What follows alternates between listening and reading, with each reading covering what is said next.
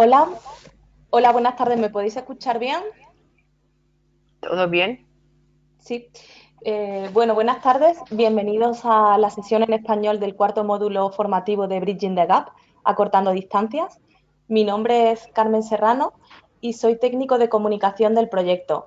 Esta tarde voy a estar a cargo de la moderación de la sesión. Antes de nada, os informo que, como viene siendo habitual, la sesión está siendo subtitulada en directo.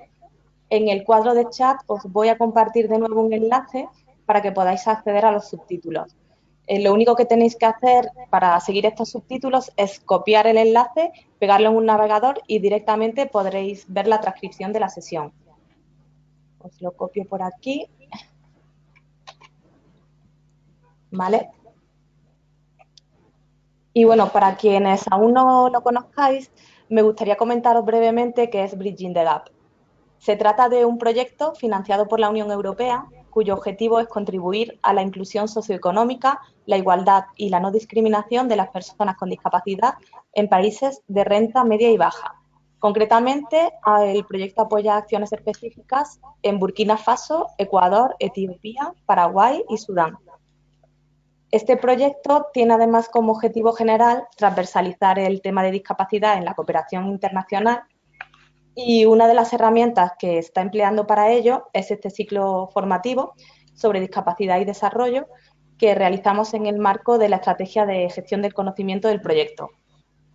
Este ciclo formativo comenzó el pasado mes de marzo y consta de 12 sesiones a lo largo de las cuales se están abordando diferentes aspectos en torno a la discapacidad y el desarrollo.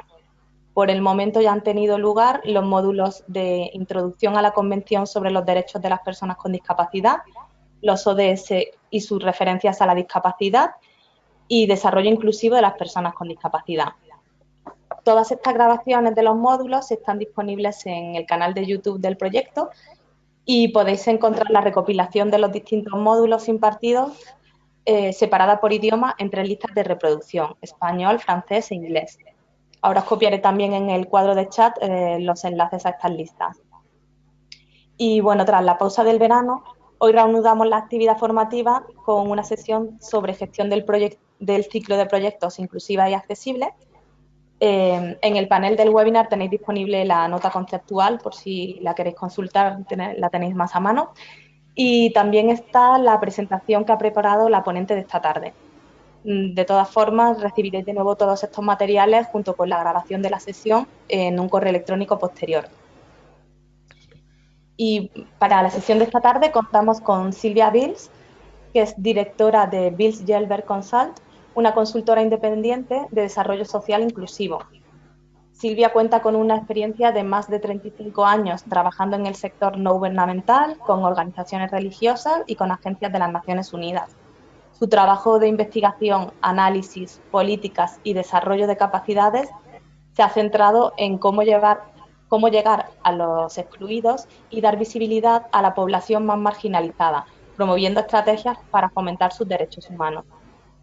En su trabajo utiliza el enfoque de la edad, discapacidad y el género, su interseccionalidad y las exclusiones superpuestas que conducen a desventajas sociales y económicas.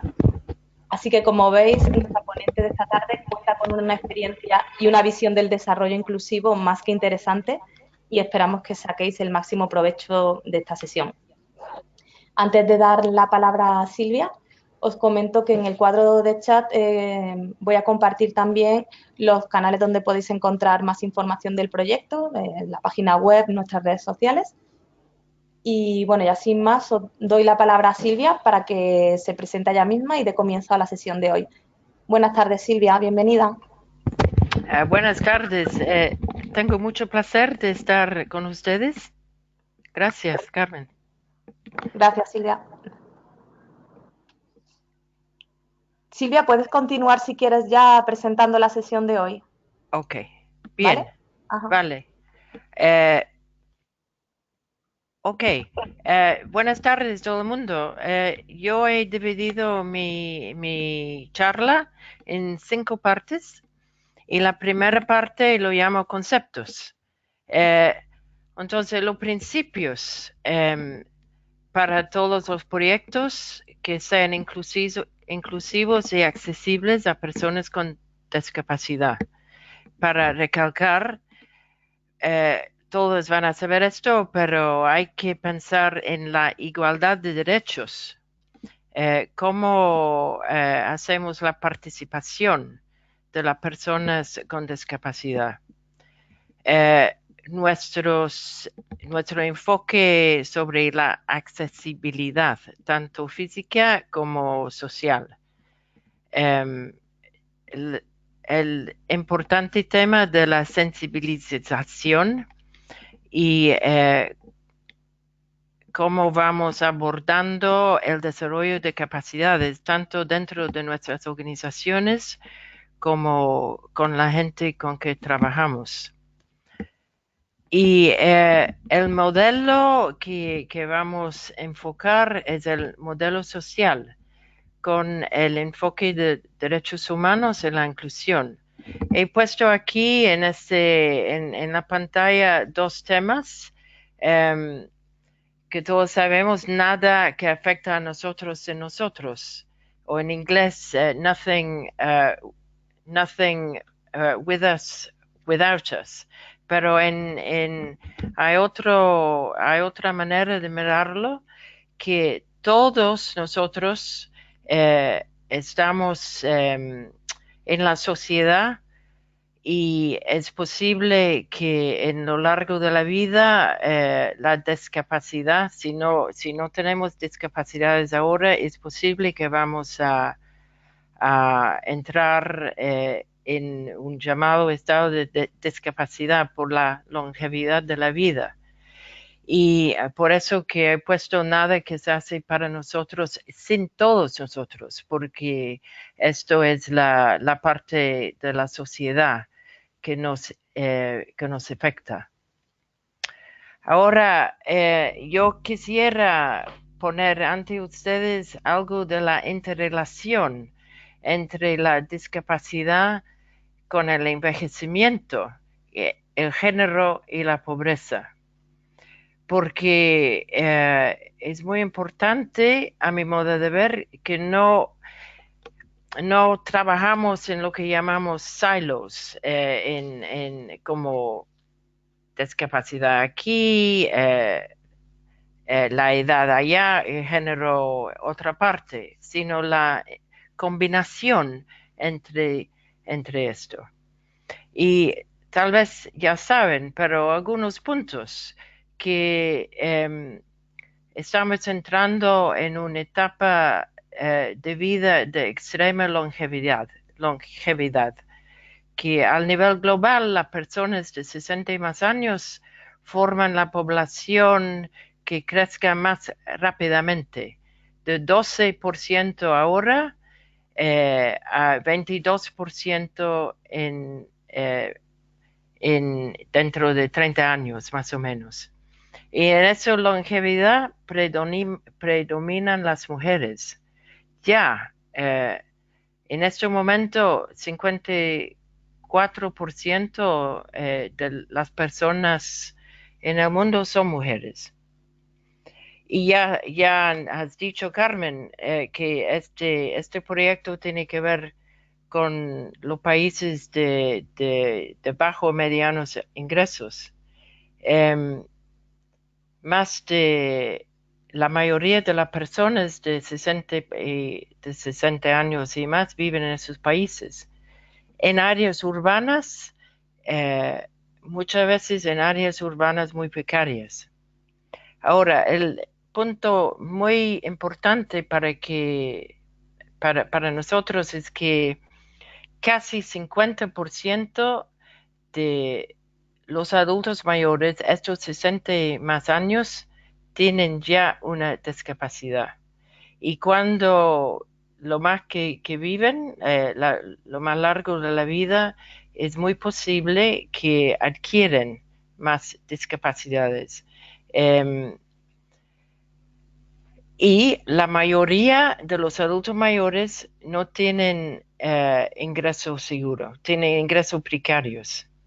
Solo un 5% de la población mayor recibe una pensión.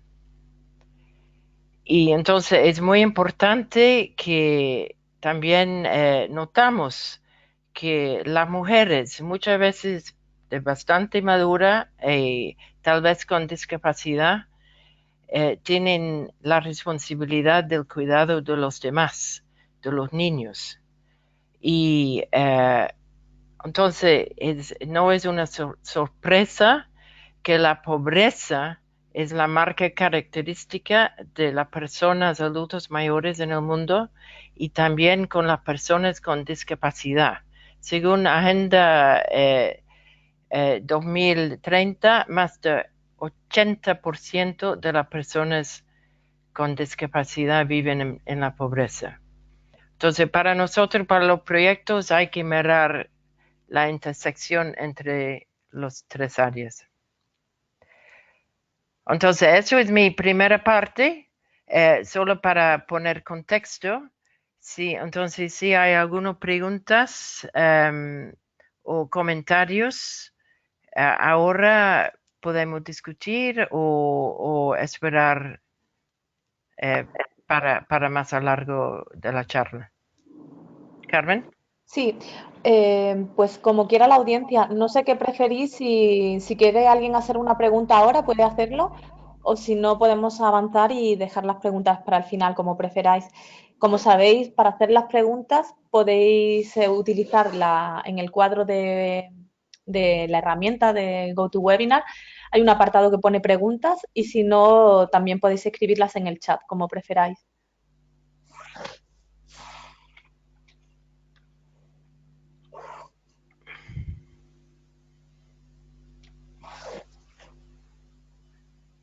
Silvia, de momento no hay ninguna pregunta, así que si te parece Entonces, avanzamos, ¿vale? sí, vale.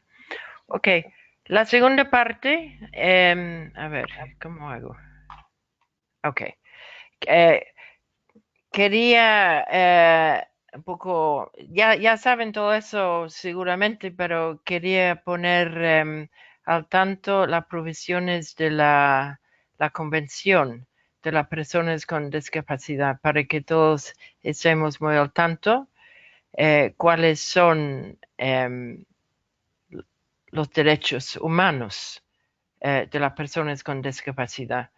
Y para recordar el artículo 3, que habla de el respecto a la dignidad. Eso es muy importante porque la discapacidad para mucha gente significa una falta de dignidad.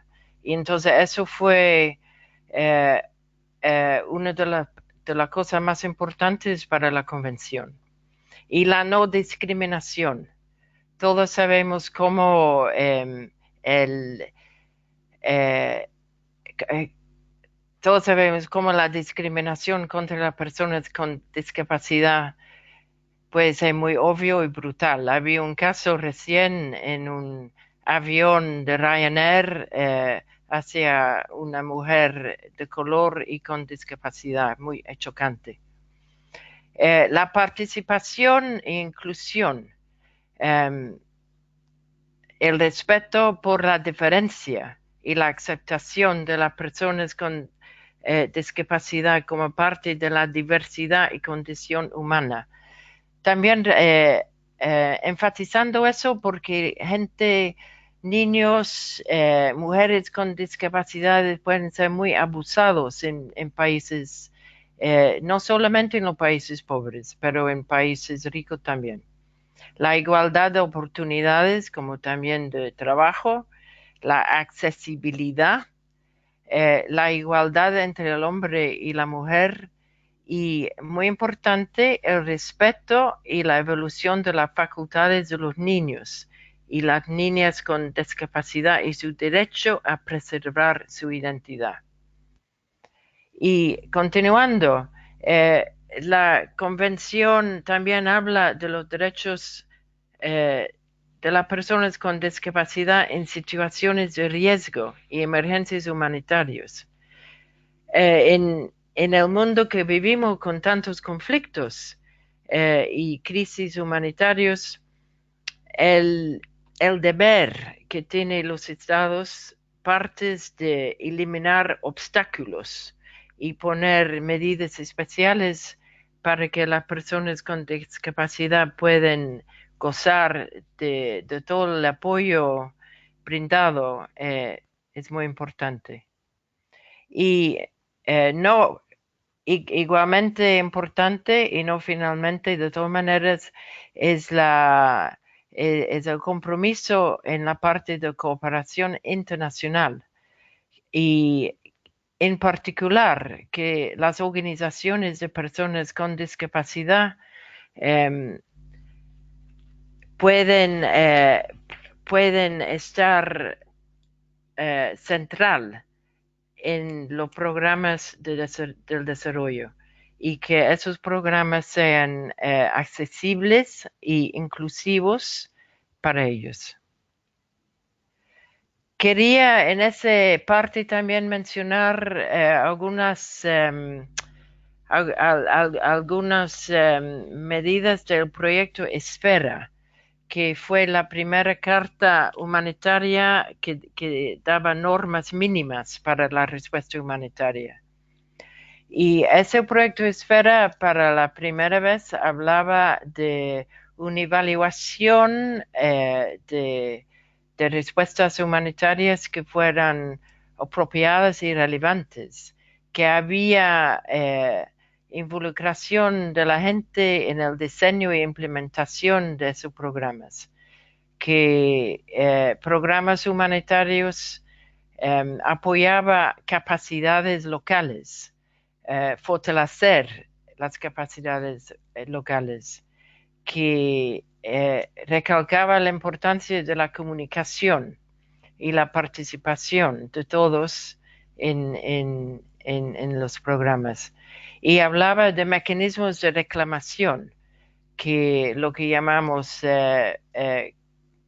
crítica constructiva o reclamación con el compromiso de las agencias y muchas veces las agencias de la ONU en el sentido de humanitarios, pero también de todas partes, de abordarlas. Coordinación, aprendizaje, el desempeño del personal y suficientes recursos. Todos esos son esenciales para apoyar. Y quería en esa parte también hablar de los objetivos del desarrollo sostenible. Los objetivos del milenio, que los objetivos de desarrollo sostenible han reemplazado los objetivos del milenio. Y eso fueron, los objetivos del milenio no especificaron metas ni caminos para personas con discapacidad. Y eso tenía el efecto de excluir a esas personas de programas. También gente adulto mayor, de hecho. Y esos objetivos son totalmente diferentes porque son universales y transformativos. Son para todos nosotros, no solamente para la gente en algunos países de bajo y mediano ingresos, para todos. Y no pueden dejar atrás a nadie, independientemente, y eso leo del texto, de la etnicidad, el género, la geografía, la discapacidad, la raza y otro estatus. Y este año que viene, el año que viene, los goles, los objetivos que van a ser discutidos son muy importantes para la gente con discapacidad. ¿Cuáles son? Los objetivos son la educación, el objetivo 4. El objetivo 8, trabajo decente, y cuando sabemos que la gente con discapacidad pueden ser excluidas muy sistemáticamente del empleo. El objetivo 10, reducción de las desigualdades. El objetivo 13, acción por el clima, y el objetivo 16, que tiene que ver con paz, justicia e instituciones. Pero todos estos tienen que ser medidos por el objetivo 17, que tiene que ver con fortalecer los medios de la ejecución y revitalizar la Alianza Mundial. Y mucho de ese objetivo tiene que ver con datos. Entonces, quería enfatizar la meta 17.18, porque habla muy claramente de la importancia de aumentar la disponibilidad de datos oportunos, fiables y de gran calidad, desglosados por ingresos, sexo, edad, raza, origen étnico, estatutos migratorios, discapacidad, ubicación geográfica y otras características. Y eso, vamos a discutirlo luego, pero hay un gran reto para los estados partes y para la sociedad civil, para dar a conocer los datos, no solamente de discapacidad, pero de otras características aquí mencionadas. Pero antes de pasar al otro, quería solamente enfatizar aquí que personas con discapacidad aparecen textualmente 11 veces en el texto de Agenda 2030, y hay específicamente, hay metas específicas en 5 objetivos. Educación, que va a ser discutido este año, el año que viene. Trabajo decente, el 10, desigualdad. El año pasado discutimos el 11 y el 17 que discutí ahora. Pero finalmente en esta parte hay un resumen aquí que quería poner ante ustedes. En cuanto a preguntas, para que reflejen bien si sus programas y cómo sus programas avanzan y reflejan estos compromisos nacionales, regionales y globales. En cuanto no solamente a los derechos humanos, pero los compromisos de los objetivos del desarrollo sostenible. Y para que ustedes reflejen bien cuáles son, cómo sus programas están haciendo eso y de qué manera. Y la importancia de eso es para que puedan mostrar ante el público, ante la sociedad civil, ante sus organizaciones, cómo están cumpliendo con esos objetivos y compromisos globales. Entonces, esa es la segunda parte. Carmen. Sí, Silvia. Pues igualmente, si queréis hacer ahora alguna pregunta. ¿O comentario? Sí, o comentarios también. No hay nada de momento, Silvia, así que si quieres continuamos. Ok, bien. ¿Vale? Uh-huh. Entonces, ¿cómo vamos a usar esos compromisos en el programa? Eso fue la pregunta para la tercera parte. Y si miramos directrices, por ejemplo, de la gestión del siglo de proyectos de la Comisión Europea de 2004, veamos que hay 4 etapas esenciales. ¿Cómo se identifica la intervención? ¿Y quiénes están identificando? ¿Cómo? ¿Cuáles son las oportunidades para las personas, en este caso con discapacidad, para, para identificar? ¿Están utilizando evidencia de trabajo existente? Otros datos. Eso, primera etapa. Segunda, la formulación de objetivos. ¿Quiénes han participado? ¿Quiénes participan en esa formulación? ¿Cómo lo hacen? La implementación es la tercera etapa. ¿Quién tiene la responsabilidad para eso?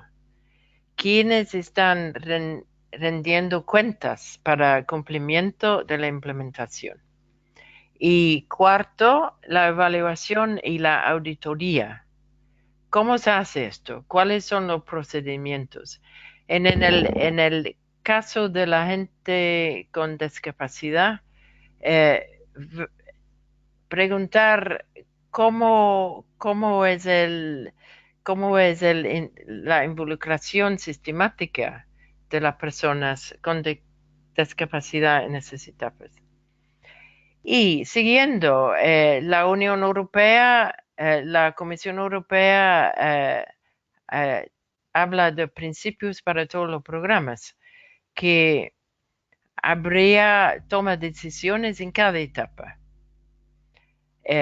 Pero con todos estos, ¿de quién? Evidencia, oportunidades. Segundo, la idea se completa cada etapa antes de iniciar la siguiente. Pero siempre y cuando pensando de proyectos no son lineares, que hay que siempre monitorear y aprender permanente, que es el tercer principio. Entonces, para reflejar los que están haciendo los programas, si esto tiene una esencia de verdad para ustedes, si eso es la forma en que se hacen. Y para la gente con discapacidad, es muy claro de que todos los proyectos inclusivos y accesibles requieren cuatro cosas muy fundamentales. Primero, que hay participación verdadera. ¿Qué quiero decir con verdadera? Que hay oportunidades para participar, como hemos visto, que hay voz, que hay presencia, eh, hay inclusión.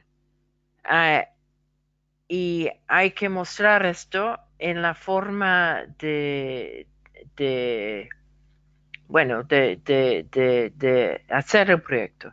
Que segundo, que hay recursos financieros suficientes para asegurar accesibilidad. Accesibilidad física, sí, y accesibilidad, lo que llamo social, de comunicación, etcétera. Que hay una visión de conciencia de parte de los interesados, que no son necesariamente personas con discapacidad, en cuanto a aprender más de las problemáticas de la discapacidad, de conocer bien los derechos humanos de las personas con discapacidad y conocer bien sus organizaciones. Y finalmente, en todo, de reforzar capacidad y conocimiento. Entonces, para hacer bien esos proyectos es importante tener un vistazo al panorama de los posibles obstáculos. ¿Cuáles son? ¿Y cuáles son los más importantes? Primero, obstáculos físicos, como el acceso, que pueden ser escaleras, caminos, transporte, baños, existencia o no de dispositivos para la movilidad y la comunicación. ¿Cuáles son los obstáculos a la comunicación? Para apoyar bueno, para reconocer que puede haber obstáculos del oído, de la vista, de la capacidad mental. Tal vez esto es lo más importante, obstáculos de actitudes negativas, el estigma, el perjuicio, el sentido que es demasiado caro y difícil, el obstáculo de de actitudes negativas de parte de la gente con discapacidad, no solamente la gente mirando a la gente con discapacidad. Obstáculos institucionales que pueden ser legales, que pueden ser relacionados al empleo y a los servicios y dentro de las organizaciones. Ese trabajo no se puede ser hecho por una persona con discapacidad, por ejemplo. Y la exclusión de las personas con discapacidad y falta de compromiso con ellos. Entonces, para resumir esa tercera parte, los que están haciendo los programas, es que hacen esto, que indignan y revisan los obstáculos en sus programas, consideran si los obstáculos son físicos, de comunicación, intelectuales, sociales, económicas, institucionales y tal vez de actitud, cuáles son y cuáles son las medidas que están tomando para superarlos. Entonces, esa es mi tercera parte. Carmen. Gracias, Silvia. Mira, tenemos un par de preguntas, ¿vale? Por si quieres ir respondiéndolas ya. Ok, Eh, que no sé cómo verlo, ¿eh? Que eh, puedes... yo te las leo, ¿vale? Ok, Porque ok. aparecen aquí. Sí. Katarina Pofner comenta, en cuanto a la participación de personas con discapacidad, creo que debemos ser todavía más específicos. Hablemos del liderazgo y de la presencia de personas con discapacidad a todos los niveles del proyecto, incluyendo el personal. Es un comentario que hace Caterina y no sé si quieres comentar algo tú. Ok, bueno, bueno, ustedes que están haciendo los proyectos sabrán mejor si las personas con discapacidad tienen que liderar o no los proyectos. Eh, yo sé que muchos proyectos con personas con discapacidad son liderados por ellos y es importante que su involucración es, es muy central al proyecto. Hay otra forma de ver que se puede liderar el proyecto sin o no discapacidad, siempre y cuando hay sensibilización y hay la parte con la gente con discapacidad plenamente incluido y en todo el ciclo de programación, como he puntualizado. Pero tal vez sería mejor un comentario de parte de ustedes, su experiencia, eh, eh, pueden compartir su experiencia en el terreno, cómo va, con o no gente discapacitada liderando. Ujú. Gracias, Silvia. Si alguien quiere compartir también alguna experiencia de inclusión de personas con discapacidad en un proyecto, puede hacerlo también por los comentarios. Os comento también que hay una herramienta que es la manita esta que aparece al lado de vuestro perfil, con la cual si tenéis acceso a un micro podéis hacer la pregunta por voz, si no, pues en el cuadro de preguntas. Silvia, otra pregunta de Sí, Benedicto Rojas es, antes de la primera etapa de intervención, existen etapas previas, como el análisis situacional o diagnóstico, y ¿cómo se llega a eso? sí, obviamente sí hay. Eso es en la cuarta parte, pero muy importante, porque si voy aquí, la identificación de la intervención, tiene que haber, bueno, los estudios, la información, la evidencia, ¿verdad? Y, y la evidencia tiene que también venir de la gente discapacitada. Iba a discutir esto un poco más, revisar esto en en la cuarta parte, pero es muy importante. Gracias.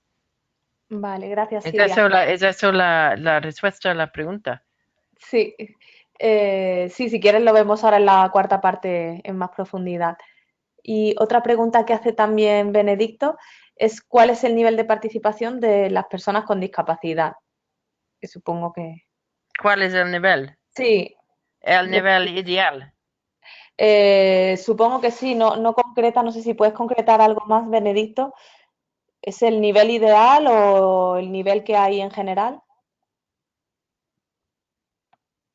El ideal, comenta Silvia. El nivel ideal. Bueno, yo diría total, ¿verdad? O sea, un programa que pretende incidir sobre eh, el, incidir sobre los asuntos de discapacidad, tiene que tener la gente con discapacidad como involucrados centralmente, como eh, líderes, proveedores de información, expertos, los que van a monitorear, dar informes, etcétera. Yo creo que el asunto básico, según la Convención y el objetivo del desarrollo sostenible, etcétera, y simplemente de manejo bien de proyectos, es que tiene que haber la gente involucrada muy, muy centralmente en el proyecto, Ujú, como gracias. manejando. ¿Está bien?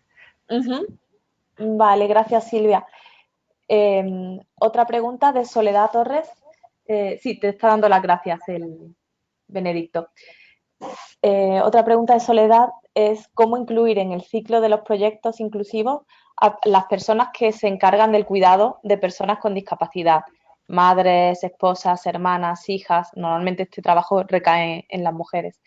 Gracias. Sí, Sí. porque dice que son personas vitales en los procesos de autonomía de las personas con discapacidad y, y eso, lo ideal sí sería diseñar un proyecto en el que solo haya personas cuidadoras en el hogar. Sí, muy buena pregunta. Yo creo que es muy importante tener a ellos dentro de los proyectos. Hay siempre un tipo de, bueno, no sé, tensión, pero ¿quién habla por la persona con discapacidad?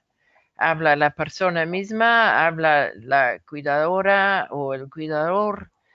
Habría que encontrar una manera de tener el diálogo abierto. Y obviamente las personas que cuidan tienen, tienen que estar dentro del desarrollo de la intervención.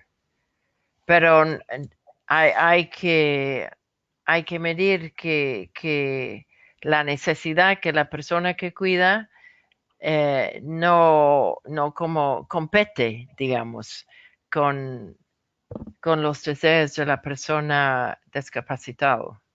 No sé si me explico bien. Sí, Si esto es una respuesta. creo que sí. Soledad ha dado respuesta a tu pregunta. Si quieres hacer algún otro comentario, adelante. ¿Quién? Yo. No, Soledad no comenta nada, sé que si quieres avanzamos.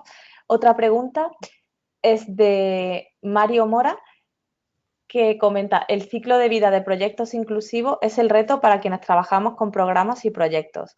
Hay que resaltar que inclusivo significa incluir a personas con y sin discapacidad y buscar la sinergia entre todos para eliminar obstáculos. En el ciclo de proyectos, la participación de las personas con discapacidad es importante en todas las fases, no solo en la planificación, sino en la ejecución y evaluación. Es Sí, más bien un comentario. sí, no, totalmente de acuerdo con todo eso. Absoluto. Sí, sí, sí. Bien, bien. Entonces, todos estén muy bien con sus programas en su siglo, con esos comentarios. ¿Sí? Sí, gracias. Bien, bien. Sí, otra pregunta de Clara Rodríguez es si hay alguna herramienta para acompañar o motivar a las organizaciones para la contratación de personas con discapacidad. Dice que quizás modelos de perfiles de puestos, procedimientos de trabajo, etcétera. Bueno, yo creo que el concepto de accesibilidad y, bueno, digamos, aceptación, ¿verdad? Es importante. Actitud. ¿Cuáles son las herramientas? O sea, obviamente, si una persona con discapacidad física, eh, toda la parte, bueno, digamos, de la oficina, etcétera, tiene que ser accesible. Pero hay otros tipos de discapacidad también, ¿no? De discapacidad de de entendimiento, de cerebro. O sea, también hay muchos buenos ejemplos em, de todo tipo de gente con discapacidad tomando empleos.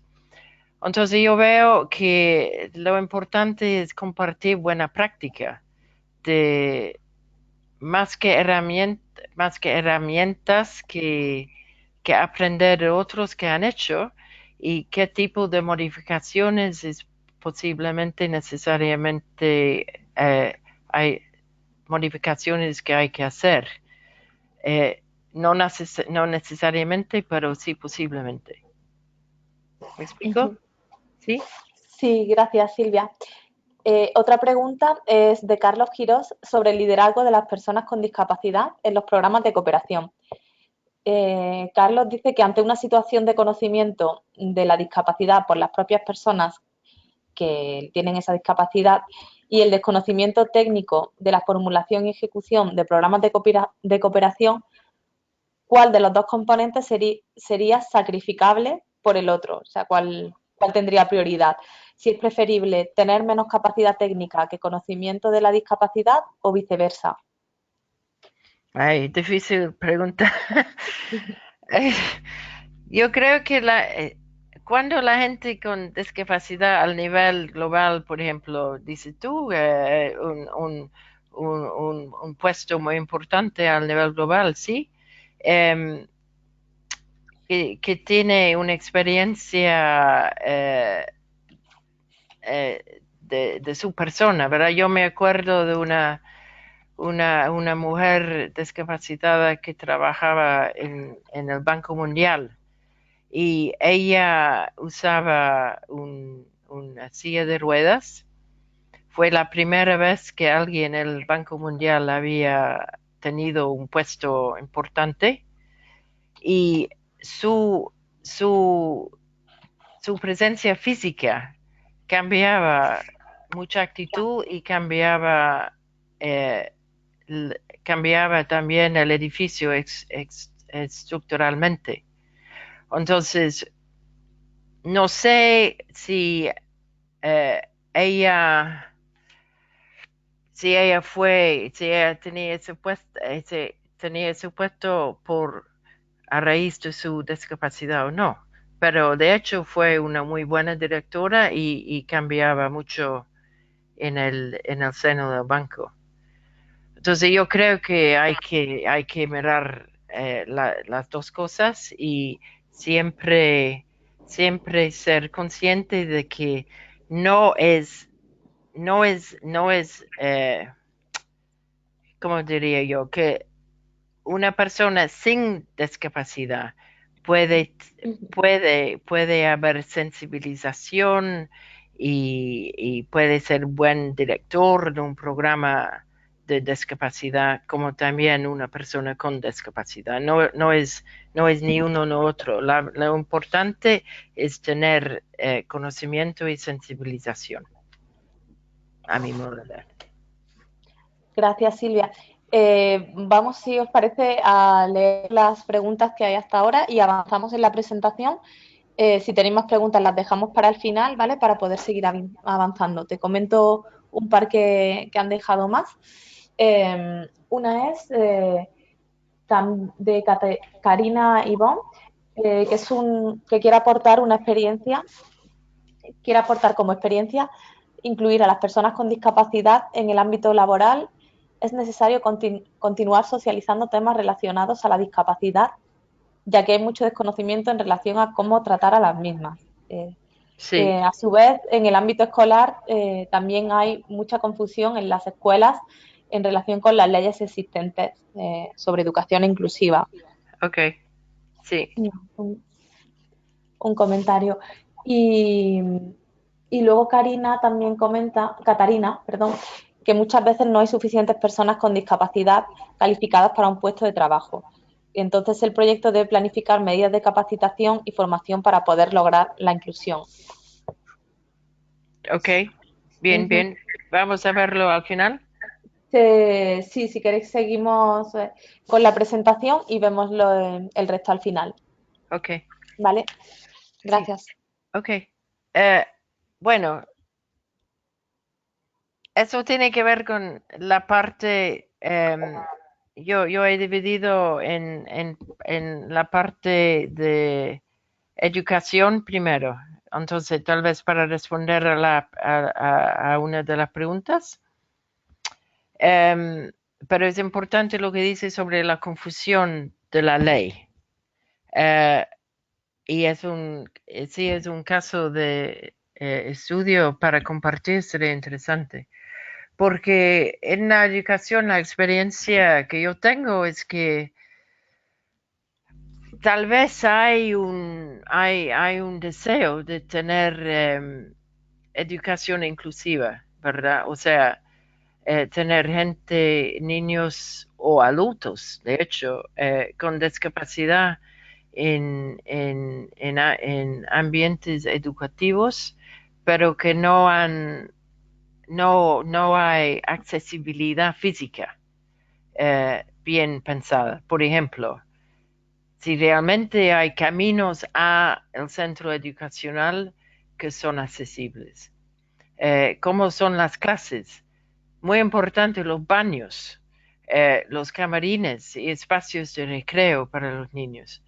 Porque sin tener todo eso, aun si hay el afán de incluir a la gente con discapacidad, sería bien difícil para ellos estar. Segundo, profesores capacitados. Hay formas de aprender que van a variar y hay herramientas para profesores que tienen interés en enseñar a las personas con discapacidad, pero hay que aprenderlos. Y tal vez es algo que, ¿cómo se llama? El lenguaje de señas. ¿Cuántos de los profesores que conocemos tienen esa capacidad? Por ejemplo, dispositivos para la comunicación, que apoyo a la gente sorda, adaptaciones para los que no ven bien, mala visión, todo al área de un ambiente seguro que brinda apoyo a los estudiantes y retomando ese punto de antes de la gente que cuidan a los estudiantes y que eso es un espacio de diálogo tal vez en la escuela que puede ser usado. Si tienen estrategias para incluir plenamente a sus estudiantes con discapacidad en su educación y tener la posibilidad de retroalimentar de parte de ellos. Porque tal vez algunas cosas funcionan y algunos no. Y finalmente eso es un punto de no solamente recursos financieros, pero provisiones legales para asegurar a los estudiantes con discapacidad su asistencia a esos establecimientos. Y van a variar. Eh, pero retomando el punto inicial, aunque hay provisión legal, si no hay recursos financieros para hacer el centro educacional accesible y con profesores capacitados o también con el involucramiento de los padres, etcétera, que tal vez pueden apoyar, no sirven. La gente discapacitada, los niños no van a ir a la escuela. Entonces eso, no sé si quieren comentar esto sobre esto, la persona que hablaba de educación ahora, antes de que voy al otro punto.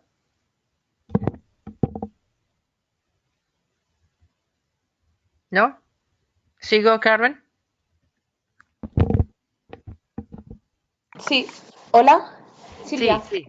Sí, a ver, hay un comentario de Karina que dice que sí que existen escuelas especiales. Y luego otro de Regina Cuellar que dice que es responsable de educación inclusiva de Faxo en Bolivia y allí están trabajando con proyectos de tallados en madera, costura, gastronomía y jóvenes en educación superior, estudiando para maestros en la especialidad de educación especial, que además se está visitando en los hogares para preparar a los niños y a las niñas y a las personas jóvenes y adultas para que sean incluidos en las unidades educativas de educación regular. Muy bien. Entonces, el punto de preparar a los niños antes de que vayan a esas escuelas regulares, ¿sí? Sí, Eh, comenta Karina que el gran problema es la falta de profesores capacitados para trabajar en las escuelas que incluyen a alumnos con discapacidad. claro, sí, yo creo que es un punto muy importante para enfatizar. Y si hay una manera de, bueno, elevar conciencia sobre este punto globalmente sería bueno, ¿no? Porque eso apoyaría mucho que los niños y los bueno, adolescentes y también adultos pueden gozar de las facilidades educativas que existan. Ujú. Vale. ¿Vale? Dice que actualmente se está trabajando con escuelas asociadas. Ok, Está a ok, forma de trabajo. Ujú. sí, Sí. bien, Y nada, otra pregunta de Hilaria Dinuncio es que donde muchas veces solo proyectos internacionales ayudan en algunas de estas cosas, pero el Estado muchas veces no tiene recursos y capacidades. Comenta, por sí, ejemplo, en países con bajos recursos económicos. sí. Es más Bueno, difícil. sí, Ujú. es mucho más difícil, pero por eso que el compromiso en teoría de las organizaciones globales para apoyar a las personas con discapacidad puede ser, bueno, tal vez es útil, ¿no? La importancia de esos ejemplos, yo veo, es que eh, esas agencias pueden entender más dónde hay que poner los recursos, ¿verdad? No solamente en la parte física, pero en la parte de capacitación y etcétera.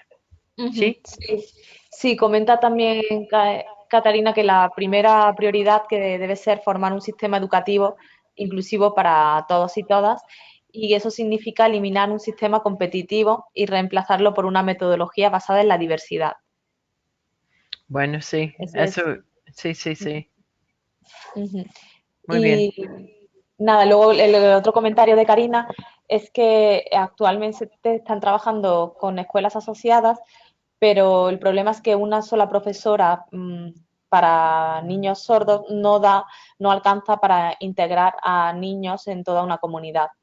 Es No, la falta de recursos humanos también. sí, sí, sí, Ujú. sí, sí, sí, sí, Vale. claro. Bien, entonces sigo. Sí, si quieres continúa y luego continuamos con el resto de preguntas y comentarios. Ok. Vale, Bueno, gracias. no, no, de nada. Superando obstáculos, o sea, también tenemos que recalcar evidencia y datos, ¿verdad? Em, o sea, lo he puesto así como, ¿cómo sabemos quién está incluido y quién no? O sea, por ejemplo, en la escuela, ese punto de ir a las casas es muy importante, porque ¿cómo sabemos si hay niños y gente que no, que son, que podría ser incluidos, pero su familia, la comunidad ha decidido que no, ¿verdad? Entonces, hay que, hay que ser curiosos. Y esta cuestión de datos es muy importante para progreso en el objetivo, eh, los objetivos de desarrollo sostenible. ¿Cuáles son las informaciones que necesitamos y quién lo tiene? Y el rol, la responsabilidad de la gente con discapacidad en sus organizaciones para, para, para nutrir eh, información, lo que llamamos administrativa, de los censos y las encuestas. Y otro factor en los datos, si es su desagre- si es desagregada por tipo de discapacidad, pero también por género, por edad, por etnicidad, por sexualidad, por localidad, otros factores. Muy importante, hay un entendimiento compartido en cuanto a la discapacidad. ¿Cómo se define? Ahora, la ONU no define exactamente, ¿verdad? Pero hay este sistema del Grupo Washington que habla de, tiene tiene esas preguntas sobre cómo funciona la gente y ¿es suficiente esto o no? Um, ¿Utilizan ustedes las herramientas del Grupo Washington para evaluar la gente con la participación de la gente con discapacidad en sus programas? Um, ¿Y cómo usan datos sobre discapacidad para establecer un punto de referencia para los avances de los proyectos? Entonces, he puesto aquí como preguntas para un poco establecer cómo vamos a monitorear, saber, incluir, ser consciente de una posible exclusión o no. Y espero que ustedes, expertos allá, van a tener mucho que decir sobre esos puntos. ¿Continúo Sí, si quieres, sí que tenemos una pregunta sobre datos. No sé si la prefieres responder ahora o al final. bueno, ¿tú qué piensas, Karen? Como tú quieras, Silvia. Sí, o bueno, a ver, ¿qué es? Sí, te comento. Oh, a ver, un momento. Sí, a ver. Es en referencia al objetivo 17. Una de las herramientas difundidas en los cuestionarios elaborados por el Washington Group. Le gustaría saber si conoces otras herramientas, aparte del objetivo 17 del Washington Group. Le pregunta Mario Mora. Ok, bueno, yo creo que, bueno, otras herramientas tienen que ver con, por ejemplo, inequidad, ¿verdad? Hay herramientas para medir sobre la inclusión, ¿no?, de la gente em, por un enfoque de, how do you say, inequality, equidad, Carmen, Ujú. equality, sí. Sí. Eh, y hay interesante trabajo sobre esto. Hay un grupo en Australia que están trabajando sobre esto, han trabajado sobre discapacidad y ahora están abriendo más a cosas de género y la edad mayor. Entonces, yo creo que sí, el Washington Group es un avance muy importante para poder visualizar el panorama de discapacidad. Pero esas preguntas que tienen el Washington Group eh, son muy enfocados sobre la salud, ¿verdad? No, Ujú. no necesariamente la actitud. Em, y entonces yo creo que hay un aporte, pero no es toda la historia. Y tal vez la pregunta para ustedes es cómo ustedes definen discapacidad. Si hay una definición. Si están diciendo, si están trabajando con gente mayormente con discapacidad física o discapacidad mental o discapacidad de salud, ¿cómo lo definen? Pero podemos mirar esto al final, tal vez, ¿sí? Ujú. Vale, pues continúa si quieres, Silvia. Ok. Superando obstáculos es inclusión. Un poco lo que he dicho que, eh, y ustedes han mencionado ya, o sea, en sus proyectos, como principios, incluyen organizaciones de personas con discapacidad como socios. Eh, cómo están apoyándoles en sus proyectos, apoyando sus capacidades organizacionales y financieros. Em, ¿Cuál es la curiosidad, digamos, de sus proyectos? ¿Están investigando más? Preguntan. ¿Están cuestionando datos que tienen? Eh, cómo trabajan al nivel de las comunidades, Em, cómo averiguan quiénes están incluidos o no en la comunidad o no, preguntan, están buscando a quienes pueden ser aún más excluidos, no sé, por edad, por sexo, por em, sexualidad, por otro factor social. eh, y cómo están tomando en cuenta en sus proyectos esas intersecciones que hemos hablado al principio, del género, de la edad, de la ubicación, etcétera, con discapacidad. Entonces, eh, fueron algunas de las preguntas que yo tenía para ustedes para superar los obstáculos. ¿Algún comentario aquí o sigo? No, continúa. Ok. Y ahora preguntas sobre recursos financieros. Y bueno, yo diría recursos financieros y de gente y de personal, pero sin financieros no podemos avanzar a lo personal, sino que sea al nivel voluntariado, que tal vez sería importante mirar. Em, pero, por ejemplo, si haya un porcentaje fijo en un porcentaje fijo en sus presupuestos para el trabajo sobre discapacidad. Eh, y para los discapacitados, también para apoyarles entrar en los proyectos.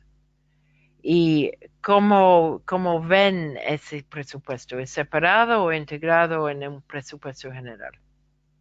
Hay tensiones en sus formas de presupuestar proyectos para la gente con discapacidad y la gente no. Otra pregunta, si los presupuestos que ustedes tienen están reflejando las prioridades establecidas a través de evaluaciones o monitoreos de las personas con discapacidad. También hay dificultades ahí o hay diálogo sobre esto.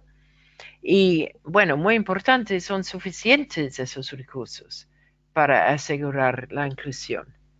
Y es posible, bueno, presupuestar de manera más realista si no son suficientes esos recursos, tomando en cuenta los obstáculos físicos de comunicación, capacitación, información, etcétera.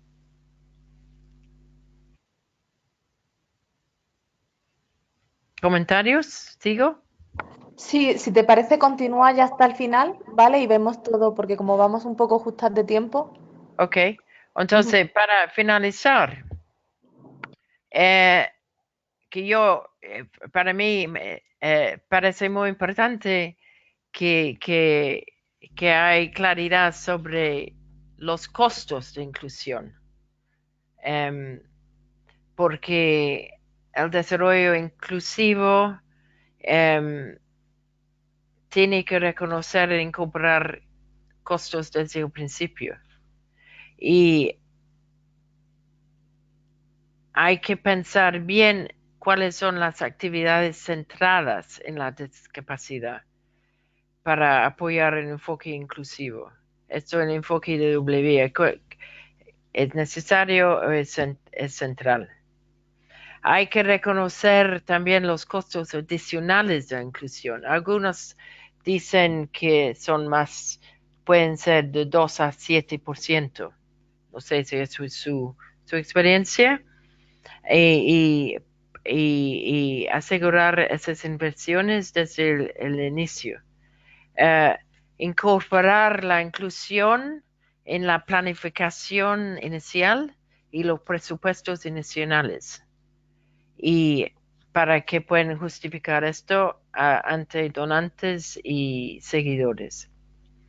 Y cómo ustedes piensan del uso eficiente de los recursos,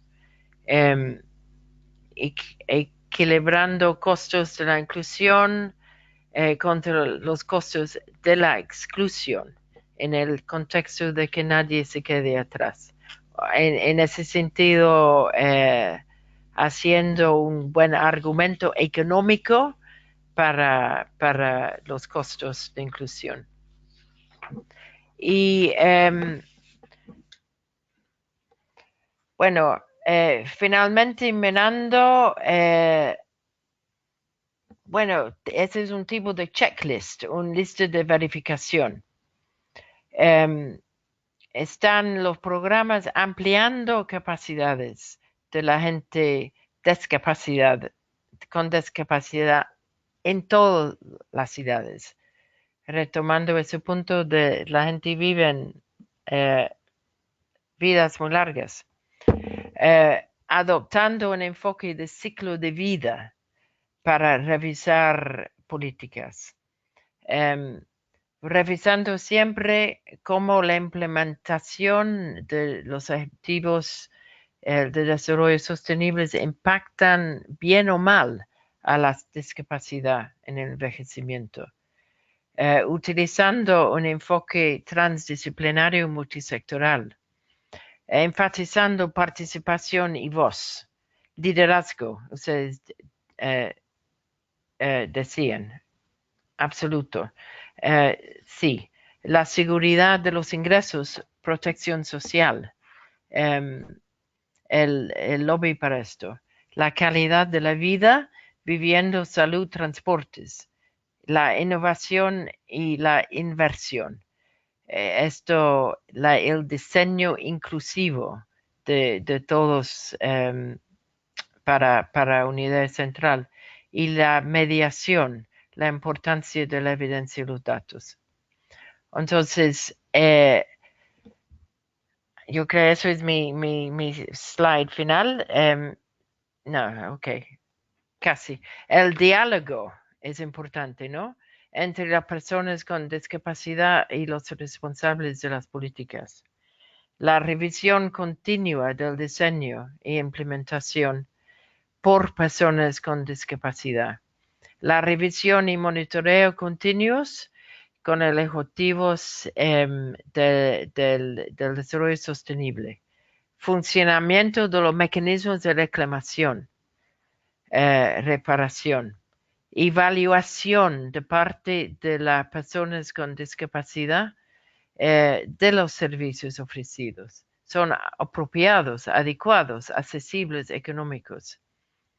Evaluar la calidad de los servicios y precisar si hay brechas en la previsión.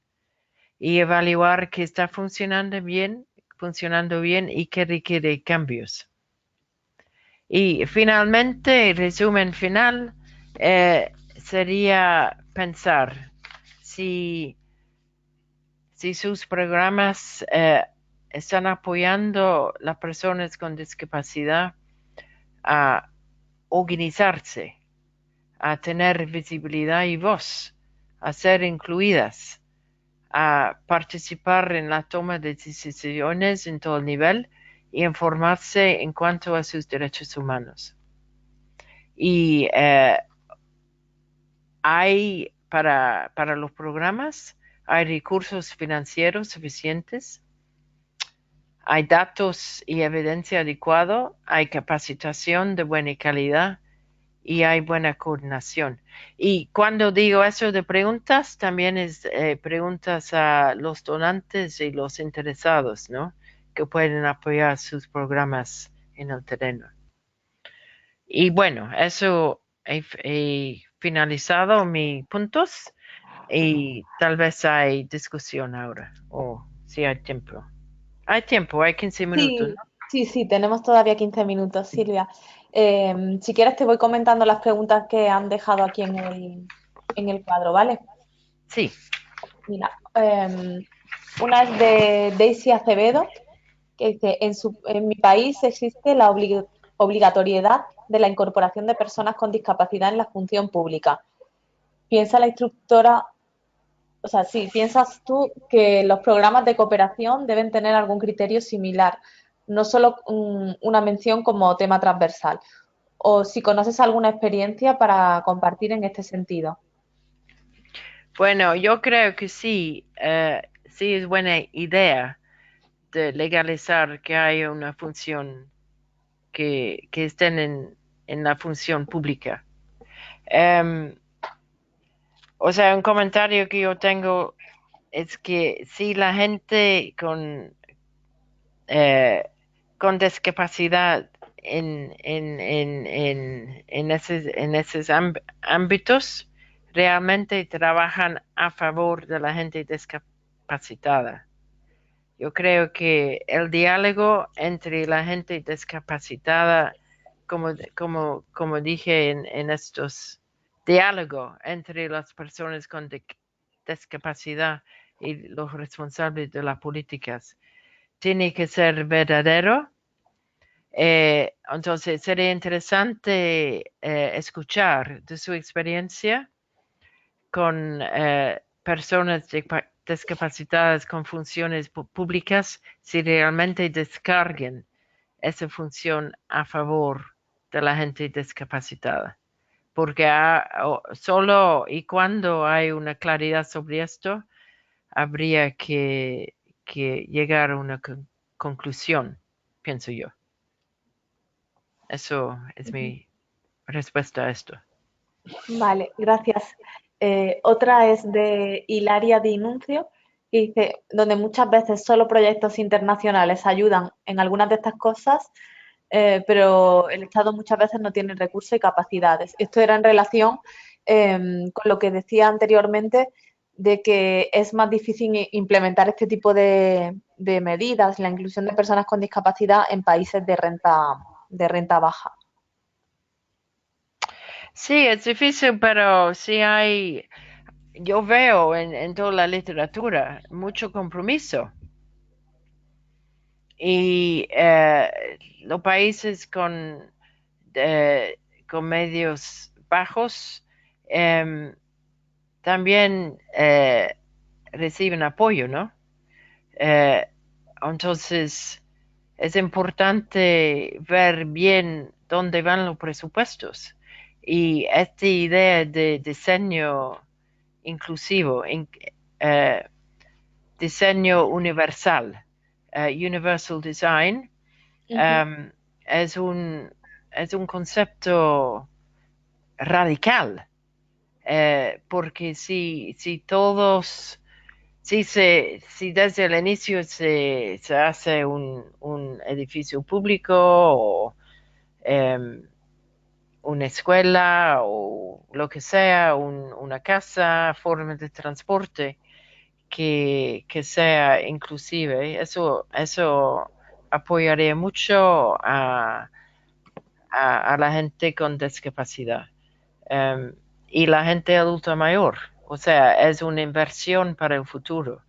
Entonces, yo diría que el argumento puede ser un argumento a, a primera vista económica, pero a lo largo hay que invertir en el futuro de todos nosotros. Y como yo he leído en uno de los documentos, que la minoría de la gente discapacitada es una minoría aumentando cada día. Entonces hay que proveer para esto. Uh -huh. Gracias. Otra pregunta de Soledad Torres es cómo empoderar a las personas con discapacidad para recuperar su actoría social. Pues yo creo que hay que estimular su organización y su voz y visibilidad siempre. Y, y asegurar que esa voz y visibilidad sea de toda la gente con discapacidad, no solamente una parte. Yo he visto en mi trabajo en la ONU cómo la gente con discapacidad realmente afecta a la toma de decisiones, por lo menos en las esferas de la ONU, ¿verdad? En Nueva York. Es muy impresionante. Han cambiado actitudes. Y han cambiado actitudes porque están ahí en número, ¿verdad? Y en parte porque las organizaciones internacionales tienen recursos para apoyarles llegar, que es caro, pero tienen recursos y destinan esos recursos a esto. Y, y sin esas organizaciones no habría esas menciones de la gente con discapacidad en los objetivos del desarrollo sostenible, por ejemplo.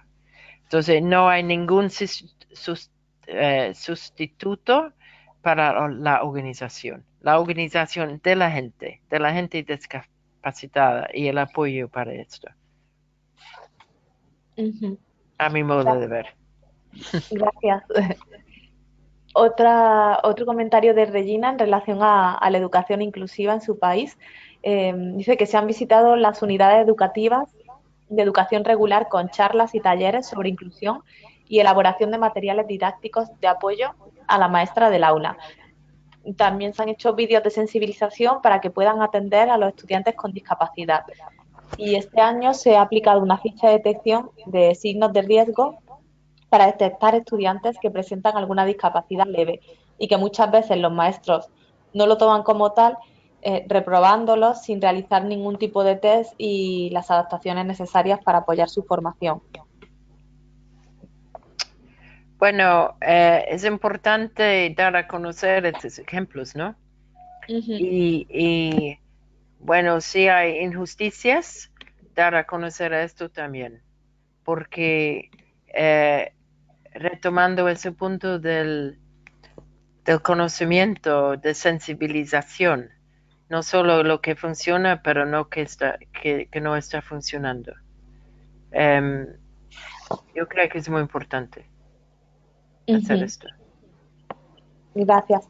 También en relación con la educación, comenta Marco Bustos de Ecuador, que trabaja en CRISFE Ecuador y está generando, que es una fundación, y está generando una guía metodológica de teatro para niños y niñas jóvenes con y sin Ajá. discapacidad. Pregunta si existen proyectos parecidos y si existen datos acerca de proyectos culturales enfocados a la educación artística y la discapacidad. Bueno, sí, sí existen y sí hay ejemplos, pero no sé, yo diría que eso es un área que requiere más trabajo porque siempre hay una pequeña, lo que no sé, brecha, división entre la parte, lo que digamos, social y la parte cultural. Y hemos visto como cultura actúa como un tipo de puente para poder informar y estimular interés y cambio. Uh, y sí hay en muchos países ejemplos um, de iniciativas como esta de Ecuador, pero yo creo que valdría la pena de, de juntar esto, ¿verdad? Y no sé cómo se podría hacer, pero tal vez Bridging the Gap, acortando distancias, podría sugerir esto como proyecto a la comisión, que sería bien interesante. Sí, sería un proyecto muy interesante. Hay una Sí, red que muy supongo bien. que tú conoces sobre discapacidad y desarrollo, que es GLAD, Ya, sí, eh, que reúne proyectos, pero desconozco si hay proyectos de este tipo, culturales, pero sí, sí es sí, un tema a investigar. sí. O sí hay en muchos países, pero no como una cosa, una red global ni nada de eso. Ujú. Mm. Sí, sí. Solo una pregunta Daisy, ¿de qué país era Regina? Porque le interesaba la experiencia que contaba de las charlas a educadores y la ficha de identificación. No recuerdo si era de Bolivia o de Ecuador. Por si puede comentarlo en el cuadro de chat para que Daisy pueda investigar. Ok. Vale. Y luego otra pregunta comenta, perdón, que es de Bolivia, Regina. Vale. Eh, de Karina Ibón es concientizar a las empresas privadas en la inclusión laboral de personas con discapacidad es otra opción válida. No es obligatorio por ley, pero sí posee otros beneficios en reducción de ciertos impuestos en mi país. No sé cuál es el país En Bolivia. de Karina. De Karina, Okay. Argentina, en Argentina. No es Ajá. obligatorio, comenta, pero sí hay beneficios, supongo, fiscales para las empresas. Bueno, es interesante porque el sector privado eh, eh, tal vez tendría más recursos para liderar con programas, pero también es complicado eso, ¿no?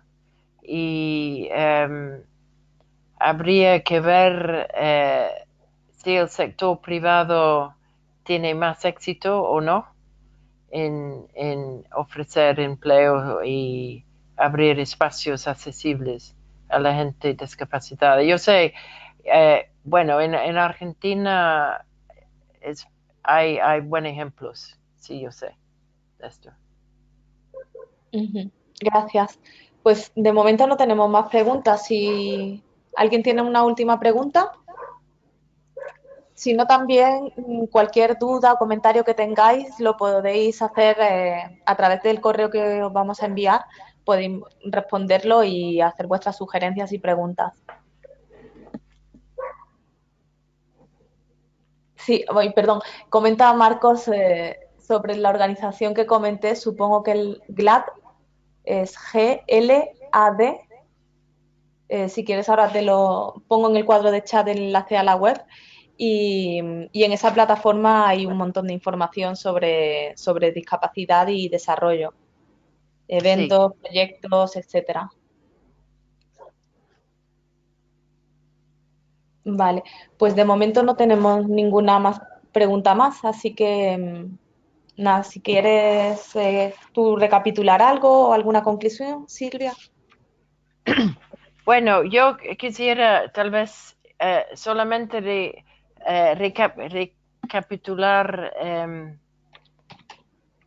que ese enfoque de discapacidad va a aumentar y el trabajo que ustedes están haciendo es de suma importancia y cualquier esfuerzo que están haciendo o que van a hacer en el futuro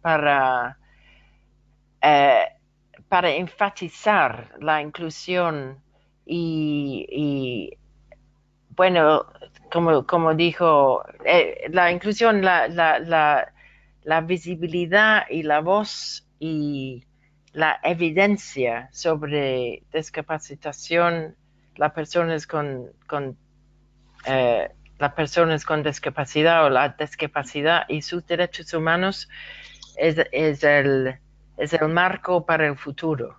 Y yo creo que este tema va a aumentar mucho, mucho más.